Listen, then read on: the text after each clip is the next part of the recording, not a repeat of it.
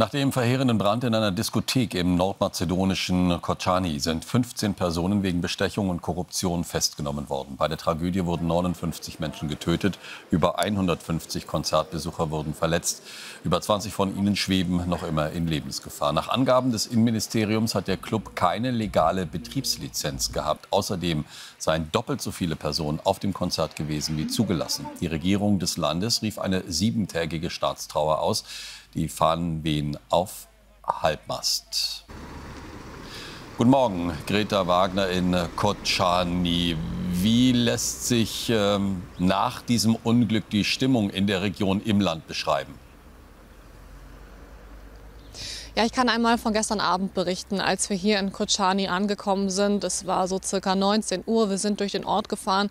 Es war wirklich keiner mehr so richtig auf den Straßen. Aber als wir dann den Ortskern erreicht haben, da haben wir viele Menschen gesehen, die zusammengekommen sind und zusammen getrauert haben. Den Ort hat das wirklich sehr, sehr hart getroffen. Wir sind dann in unser Hotel gegangen zum Einchecken. Dort waren viele internationale TV-Teams, die eben das Gleiche wollten. Und es war eine Hotelfrau hinter der Rezeption und sie hat sich dann entschuldigt, warum das alles jetzt so lange dauert. Sie habe 2 Kollegen bei diesem schrecklichen Brand verloren und das zeigt eben, wie die Leute hier damit umgehen. Es ist eine tiefe Trauer, die auch der Frau gestern Abend anzusehen war, aber man macht irgendwie weiter, weil man eben muss. Aber natürlich ist die große Frage, warum ist das passiert und welche letzten Sekunden mussten die Menschen in dem Club erleben, die ja eigentlich losgegangen sind, um einen Abend zu feiern, um einen tollen Abend mit Freunden zu haben, um zu tanzen, um die Musik zu feiern.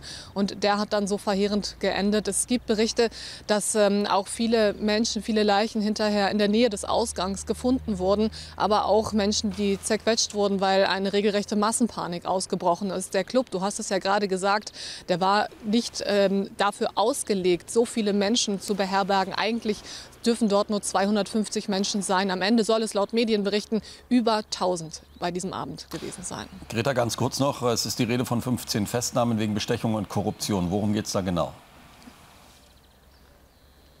Ja, ich habe ja gerade angedeutet, dass dieser Club so keine Betriebsgenehmigung hatte und dass er nur für 250 Menschen ausgelegt war. Und es sind unter den 15 Festgenommenen, die man festnehmen konnte. Es ist auch die Rede davon, dass viele Mitglieder des Clubs, die den betrieben haben, unter den Todesopfern sind. Aber die man ausfindig machen konnte, die wurden jetzt vorläufig festgenommen. Aber es gibt auch Menschen, die festgenommen wurden aus dem Wirtschaftsministerium. Das bedeutet eben, dass dort weggeguckt wurde, dass eben nicht genau hingeschaut wurde, ob dieser Club noch weiter betrieben wird oder ob er eben zu hat, so wie er es eigentlich hätte sein sollen. Also diese Veranstaltung, so wie sie hier stattgefunden hat, das hätte niemals so passieren dürfen. Greta Wagner, recht vielen Dank.